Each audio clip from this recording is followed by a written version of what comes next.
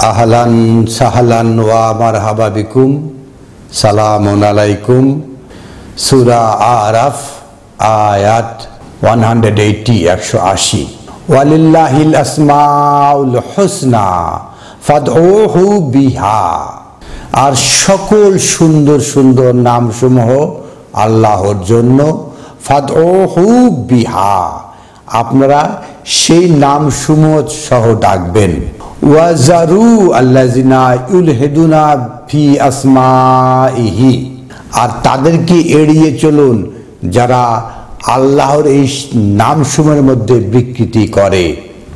সায়ুজাউনা মা কানু ইয়ামালুন, অচিরে তাদেরকে প্রতিদান দেওয়া হবে তারা যে সমস্ত আমল বানিয়ে করছে।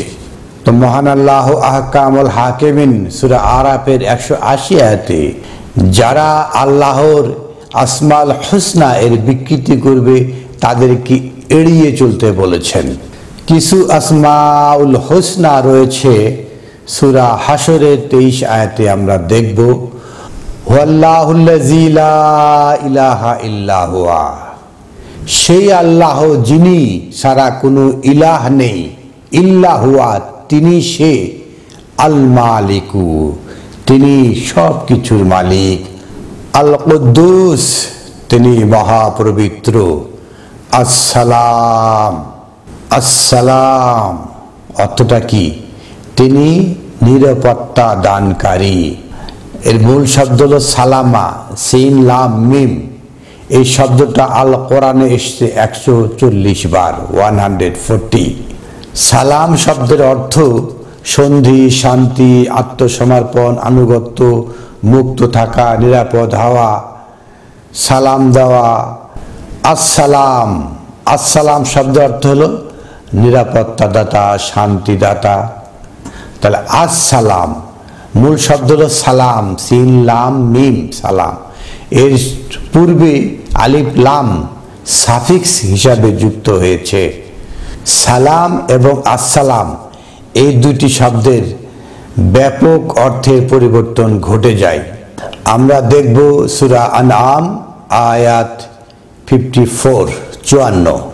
ওয়াইজা জাআকাল্লাযিনা ইউমিনুনা বিআয়াতিনা, যখন আপনার কাছে যারা ঈমান আনে তারা যদি আপনার কাছে আসে, ফাকুল সালামুন আলাইকুম, তখন আপনি তাদের প্রতি বলবেন সালামুন আলাইকুম।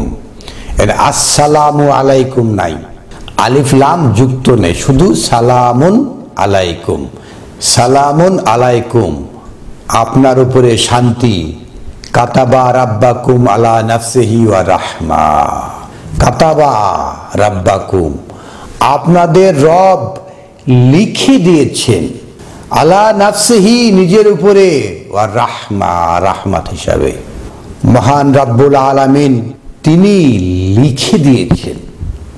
এটা হলো, অনেকে বলে সালাম ফরজ, সালাম ফরজ না, সালাম হলো কাতাবা রাব্বাকুম, রব আপনাদের রব লিখে দিয়েছেন। তা সালামুন আসসালাম লিখে দেন নাই। তো সালামুন মানে শান্তি, আলাইকুম আপনাদের উপরে। অনেকেই আসসালামু আলাইকুম এর পিছনে যুক্তি হিসেবে দাঁড় করান সূরা মারিয়ামের 33 নম্বর আয়াত, ওয়াসসালামু আলাইয়া ইয়ামা উলিদতু। ওয়াসসালামু আলাইয়া, এখানে আলিফ লাম তারপর সালাম আছে, তো ওয়া আসসালামু, তাহলে ওয়া আসসালামু মানে শান্তি লিখে রেখেছে। এখানে অনুবাদ করে শান্তি লেখেন, আমার উপরে শান্তি, এটা তা নয়। এখানে হলো ওয়াসসালামু আলাইয়া আমার উপরে আসসালাম, শান্তি দাতা। ইয়ামা ওয়ালিদতু যে সময় আমি জন্মগ্রহণ করেছি, ওয়া ইয়ামা আমুতু আর যখন আমি মৃত্যুবরণ করব, ওয়া ইয়ামা উবআসু হাইয়া আর যখন আমি জীবন লাভ করে পুনরুত্থিত হব। তাহলে ওয়াসসালামু আলাইয়া সব সময় এই শান্তিদাতা মহান আল্লাহ আমার উপরে রয়েছেন, রাব্বাকুম আমাদের রব উপরে রয়েছেন।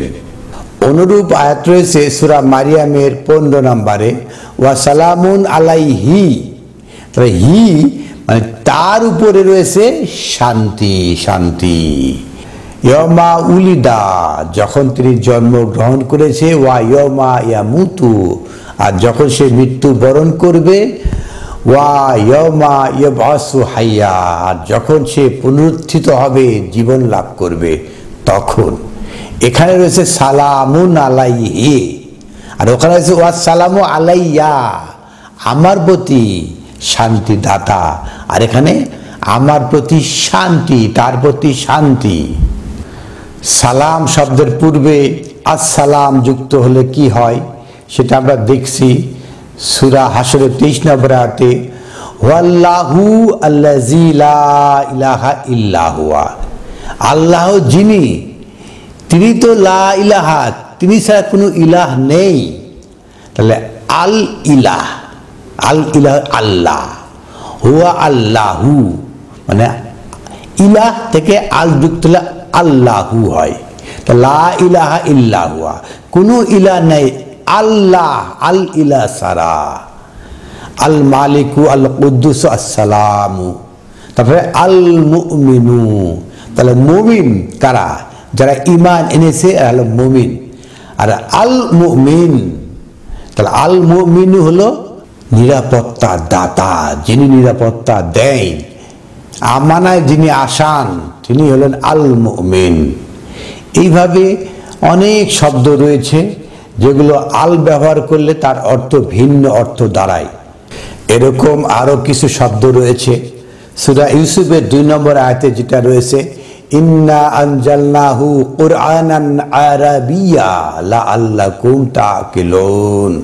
ইন্না আনজালনাহু, নিশ্চয় আমরা সেটা নাজিল করি, কুরআনান, সেই কোরআনকে, আরাবিয়া, এই Arabia, Al Arabiya, Al Arabiya অর্থ আরবি ভাষায়, আর আরাবিয়া স্পষ্ট ভাষায়।